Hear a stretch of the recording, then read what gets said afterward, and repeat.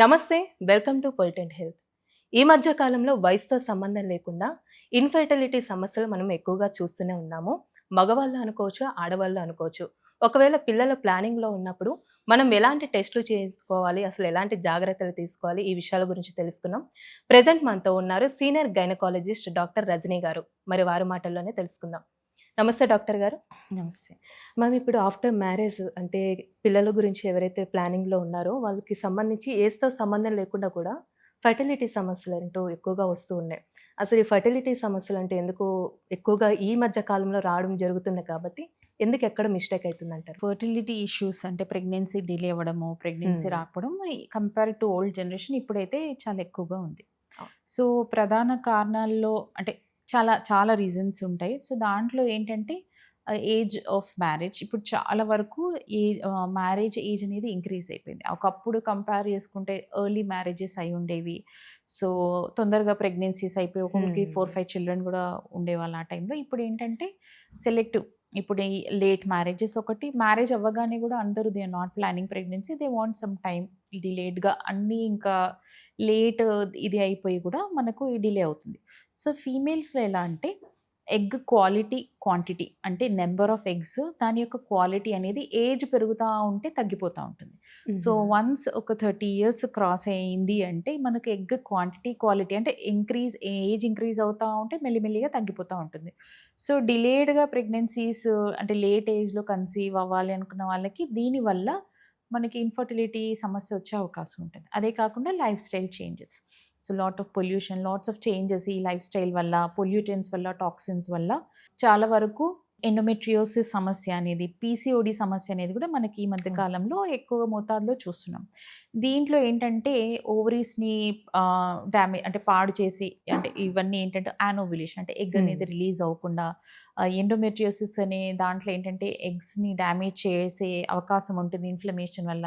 So, కొన్ని రకాల ఈ ప్రాబ్లమ్స్ అనేవి ఈ మధ్య కాలంలో ఎక్కువయ్యాయి. యాహ్! సో, దానివల్ల indirectly it is affecting the fertility అంటే ప్రెగ్నెన్సీ రాకపోవడం. సో, ఈ రకాల రీజన్స్ వల్ల చాలా వరకు ఈ మధ్య కాలంలో ఇన్‌ఫర్టిలిటీ సమస్య అనేది మనం ఎక్కువ మోతాదులో చూస్తున్నామండి. ప్రెగ్నెన్సీ గురించి ప్లానింగ్‌లో ఉన్నారనుకోండి. హ్మ్. ఫస్ట్ ప్లానింగ్ చేసేయడం ముందు మనం ఎలాంటి టెస్ట్‌లంటూ చేపించుకోవాలంటారు? So, okay. Couple plan hmm. చేసుకుంటున్నారు. ఇద్దరు మ్యారేజ్ అయింది. న్యూలీ మ్యారీడ్ అంటే ఏంటంటే, వాళ్ళకి మనం వాళ్ళ హిస్టరీ అనేది తీసుకుంటాం. అంటే వాళ్ళకి ఆల్రెడీ ఏమన్నా ప్రాబ్లమ్స్ ఉన్నాయా? హెల్త్ ఇష్యూస్ ఏమన్నాయా? ఆల్రెడీ ఏదైనా థైరాయిడ్ ఉంది అనుకోండి, దాన్ని కరెక్ట్ చేయడానికి ట్రై చేస్తాం. ఆల్రెడీ కొంతమందికి ఏదైనా మెడికల్ ఇష్యూస్ ఉండి ఉండొచ్చు. ఫిట్స్ ప్రాబ్లమ్ గానీ, ఇంకేదైనా న్యూరోలాజికల్ ఇష్యూస్ కానీ, both male and female. So, ఏదైనా ఇష్యూస్ ఉన్నాయని దాని ఇన్వెస్టిగేషన్స్ అన్నీ చేసుకొని, దానికి తగ్గిన ఒకవేళ అవసరమైన ఇన్వెస్టిగేషన్స్ మాత్రమే చేసుకొని, చూసుకొని దానికి ట్రీట్మెంట్స్ అనేవి మనము ఇచ్చే అవకాశం ఉంటుంది. సో, అన్నీ బాగున్నాయి, ఇద్దరికీ అన్ని ఇన్వెస్టిగేషన్స్ బాగున్నాయి అన్నప్పుడు ఫోలిక్ యాసిడ్ సప్లిమెంట్స్ కూడా మనము ఈ లేడీస్‌కి అది ఇస్తా ఉంటాం.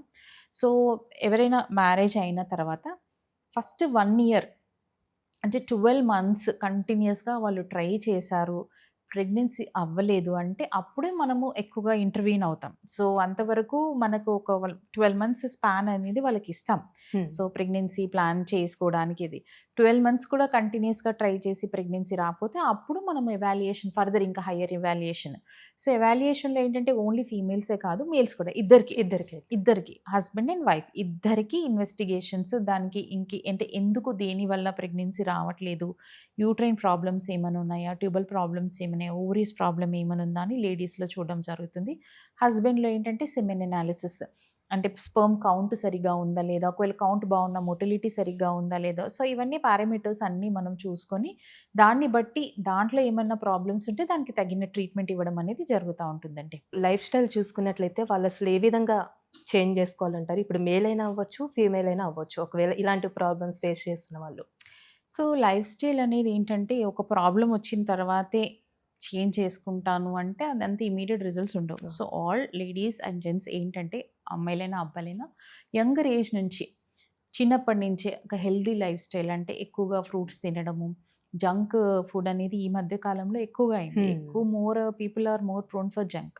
సో, జంక్ ఫుడ్ అనేది అవాయిడ్ చేసి చిన్నప్పటి నుంచే healthy diet, nutritious diet, fruits, antioxidant rich diets, ఆకుకూరలు తీసుకోవడము, ఇవన్నీ దాని తర్వాత ఫిజికల్ యాక్టివిటీ ఆల్సో. ఇప్పుడు మనం చూస్తున్నాం పిల్లలు చాలా వరకు they are confined to their tabs or their mobiles or TV.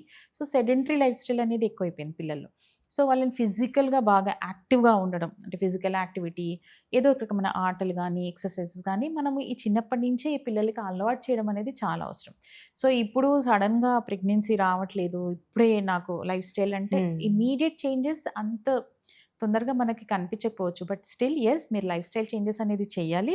కాకపోతే ఒక ఏజ్ నుంచే ఎర్లీ ఏజ్ నుంచే ఇఫ్ మీరు స్టార్ట్ చేస్తే ఈ ప్రాబ్లమ్స్ అసలు రావు బేసికల్ అంటే ప్రివెన్షన్‌కి అయితే మనకి యూజ్ అవుతాయి. సో, లైఫ్ స్టైల్ చేంజెస్‌లో ఏంటంటే డైట్, ఫిజికల్ యాక్టివిటీ ఉంచుకోవడము, హెల్తీ హ్యాబిట్స్ ద్వారా చాలా వరకు అంటే మంచిగా స్లీప్ పడుకోవడము, నైట్ అంతా ఆహ్, ఇది సోషల్ మీడియా చూసుకుంటా మంచి గుడ్ స్లీప్ అట్‌లీస్ట్ ఒక 8 hours of sleep is minimum అండి ఇద్దరికి మేల్స్ హ్మ్. అయినా, ఫీమేల్స్ అయినా.